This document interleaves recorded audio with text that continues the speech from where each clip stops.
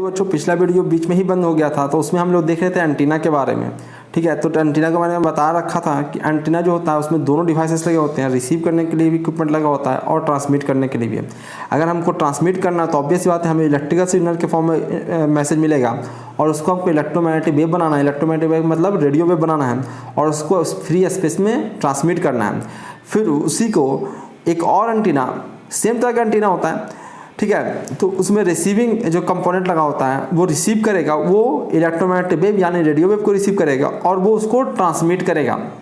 ठीक है, उसको ट्रांसमिट इलेक्ट्रोमैग्नेटिक वेव को रिसीव करेगा। रिसीव एंटीना क्या करता है, इलेक्ट्रोमैग्नेटिक वेव को रिसीव कर रहा है, फिर उसको किस फॉर्म में कन्वर्ट करेगा, वो करंट के फॉर्म में, हाई फ्रिक्वेंसी करंट के फॉर्म में उसको कन्वर्ट कर देगा और वो आगे की ओर ट्रांसमिट फिर से बाद में कर सकता है। ठीक है, नेक्स्ट हम लोग देखते हैं, नेक्स्ट क्या हमारा, नेक्स्ट हम लोग को पढ़ना है when a transmitting antenna is held vertically then the electromagnetic wave produced are polarised vertically.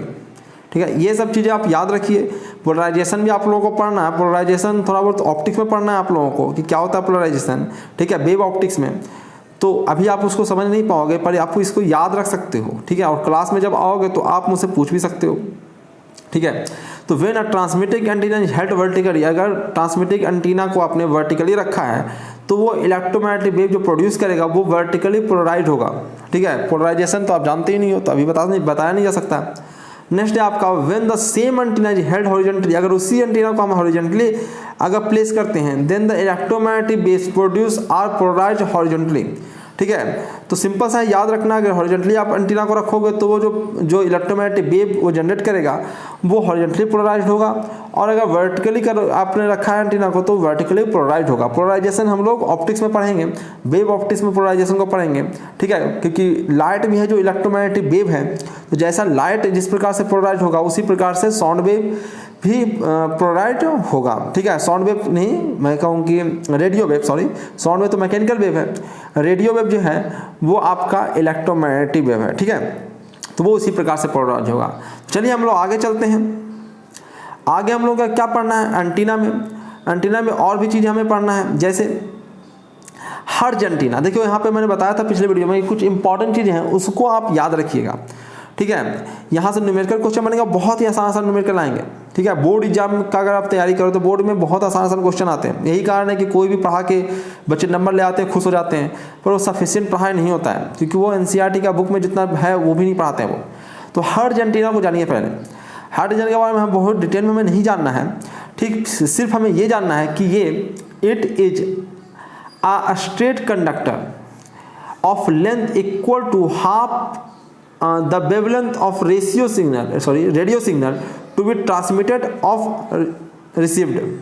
जल्दी जल्दी कुछ मिस्टेक हुए हैं, यहाँ पे ऑफ लिखा हुआ है, यहाँ पे और होना चाहिए। ठीक है, तो इतना तो आप लोग समझ ही लोगे। It is straight conductor of length. देखो इस एंटीना में आपको ये याद रखना है वो ये है कि इसका जो लेंथ होता है वो हाफ होता है वेवलेंथ का।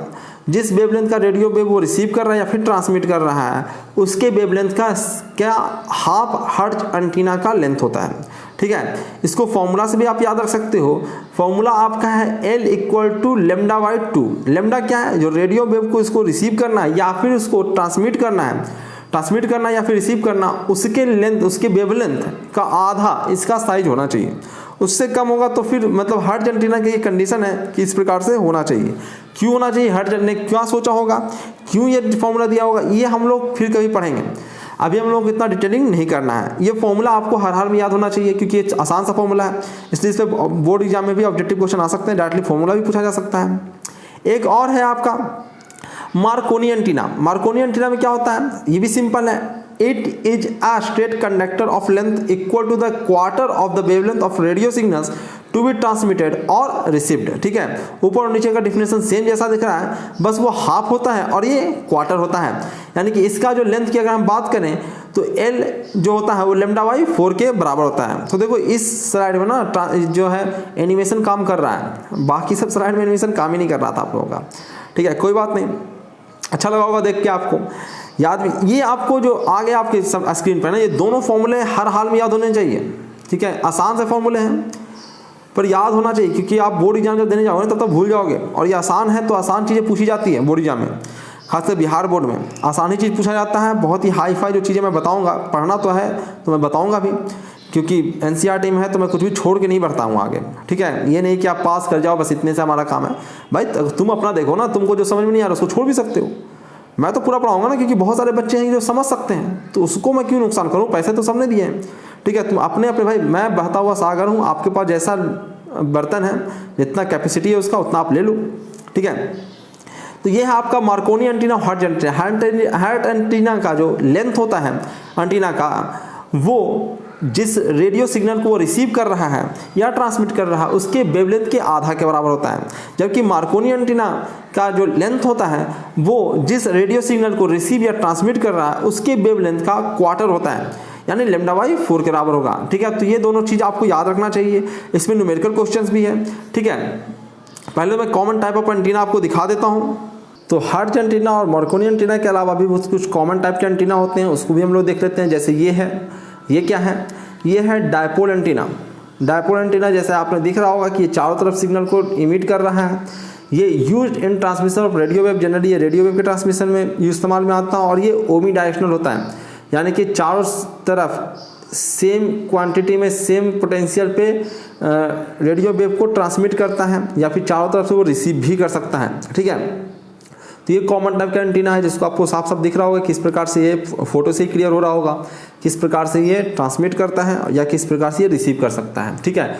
ओमी डायरेक्शन होता है, तो ओमी डायरेक्शन होता है यानी कि सारे डायरेक्शन में एक तरह से वो रिएक्ट करता है, ठीक है। किसी स्पेसिफिक डायरेक्शन को प्रिफेयर नहीं करता इस प्रकार का एंटीना। ऐसे जो डंटा लगा हुआ एंटीना जो आप लोग देखते हो, ये इसी प्रकार का एंटीना होता है, ठीक है। इसके अलावा एक और है, और वो है ये कौन सा एंटीना है, जिसको कहते हैं डिश टाइप एंटीना। जो डिश एंटीना होता है, जिसको डिश टाइप एंटीना कहते हैं, वो इस प्रकार का एंटीना होता है, छतरी टाइप, जो आपने टीवी के लिए लगा रखे होते हो। देखिए अगर पहली बार लगाओगे ना तो इसको तुमको घुमा के ना एक जगह पर फिक्स करना पड़ेगा। इसको चारों तरफ से तुम घुमाते हो, तो छतरी टाइप एंटीना घर पे लगाते हो डिश टीवी के लिए, या फिर आप फ्री डिश टीवी के लिए लगाते हो। इसको चाहते हो तुम घुमा कर अरेंज करते हो कि भाई कहाँ से सिग्नल आ रहा है, कहाँ से पकड़ लेगा, ठीक है। तो ये एक डिश टाइप का एंटीना होता है, ये एक स्पेसिफिक डायरेक्शन को प्रीफर करता है, ठीक है। It is a directional antenna होता है ये। Such antenna has a parabolic reflector with an active element, ठीक है।